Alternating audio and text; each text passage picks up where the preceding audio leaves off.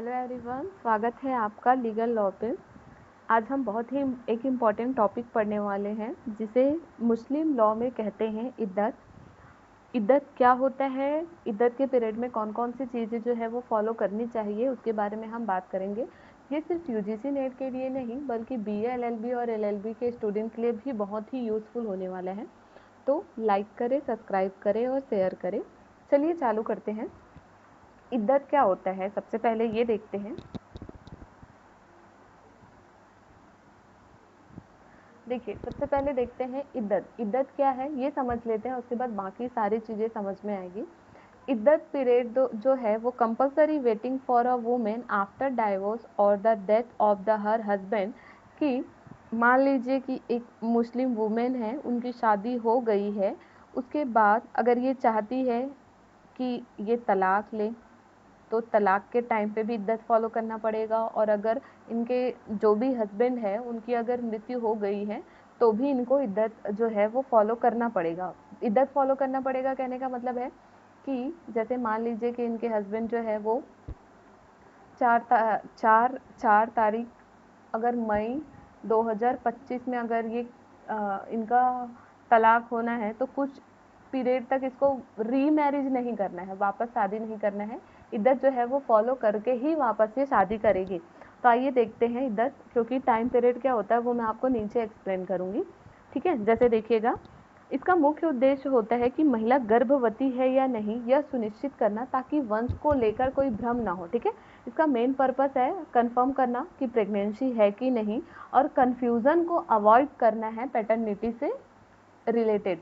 ठीक है, अब पढ़ते हैं कि वेन इद्दत इज रिक्वायर्ड, कि कब इद्दत अनिवार्य है। सबसे पहले देखिएगा, अगर पति की मृत्यु हो जाती है, अगर उनके हस्बैंड जो है वो स्वर्गवास हो गए हैं तो उनको कितना दिन जो है वो इद्दत फॉलो करना पड़ेगा। इफ प्रेग्नेंट देखिएगा कि अगर वो गर्भवती है तो उसको 4 महीना और 10 दिन का इद्दत पीरियड फॉलो करना पड़ेगा, या जो भी एक लंबा अवधि होगा वो उसको फॉलो करना पड़ेगा।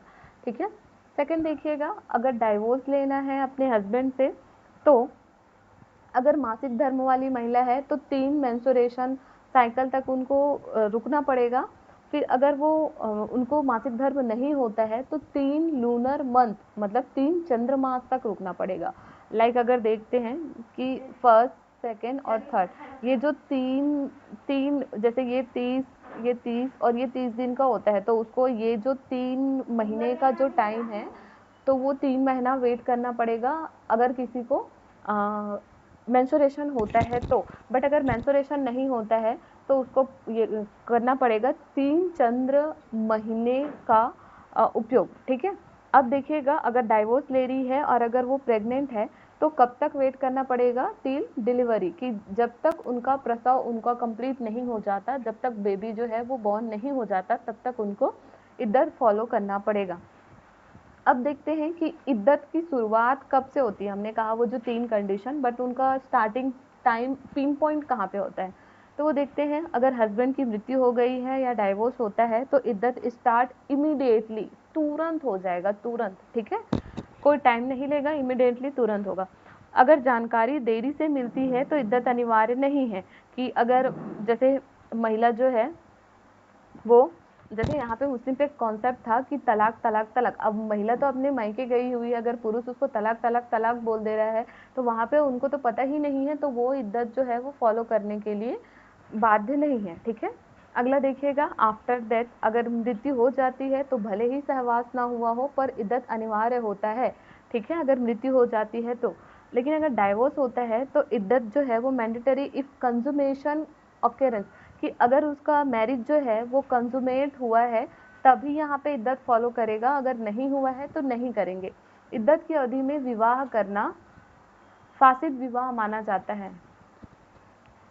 फासिद विवाह कैसे माने जाएंगे, कि हमने पढ़ा था जब मैरिज का कॉन्सेप्ट, तो उसमें मैरिज के जो टाइप पढ़े थे उसमें इरेगुलर मैरिज पढ़े थे, तो अगर वो फासिद निकाह है तो वो इरेगुलर होगा। ठीक है, फिर देखते हैं कि जब जब इद्दत चल रहा है तो उस टाइम पे कौन कौन से राइट ऑन ड्यूटी होंगे महिलाओं के। ठीक है, तो सबसे पहले वो मेंटेनेंस लेगी इद्दत के टाइम पे।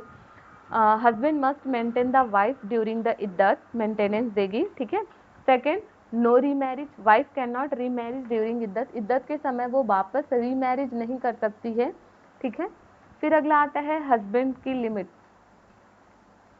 देखिएगा, देखिए अगर तलाकशुदा पत्नी की इद्दत चल रही है तो पति 5वीं शादी नहीं कर सकता, ठीक है। वो जो हमने पढ़ा था फासिद मैरिज, उसमें अगर 4 बीवी है और अगर 5वें से भी करता है तो 5वां जो है वो मैरिज इरेगुलर हो जाएगा। बट जैसे ही वो 5वें से तलाक लेगा तो वो रेगुलर और वैलिड मैरिज कहलाएगा, ठीक है।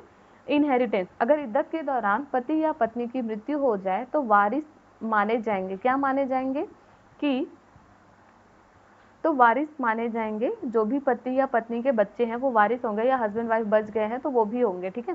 फिर डाइवोर्स का राइट क्या होगा कि अगर मेहर नहीं दिया है तो इद्दत के दौरान उसे तुरंत दे होगा। तो ये था हमारा इद्दत का कॉन्सेप्ट, बहुत इजी और बहुत कम कंटेंट मैंने दिया है और बहुत ही इंपॉर्टेंट और क्रिप्स चीज़ें मैंने आपको समझाई हैं। अगर आपको इस टॉपिक से रिलेटेड कोई डाउट हो तो आप मुझे कमेंट सेक्शन में पिन कर सकते हैं। साथ ही मुझे ये बताइएगा कि इद्दत जब डाइवोर्स लेते हैं, इद्दत जो है वो डाइवोर्स के टाइम पे क्या होता है, और अगर पति की मृत्यु हो गई है तो उस टाइम पे इद्दत का टाइमिंग क्या होना चाहिए, वो बताइएगा मुझे कमेंट सेक्शन में। Thank you so much everyone. अगर अच्छा लगा वीडियो तो लाइक करें, सब्सक्राइब करें और शेयर करें, ताकि हम ऐसे ही नॉलेजेबल वीडियो बनाते रहें आपके लिए।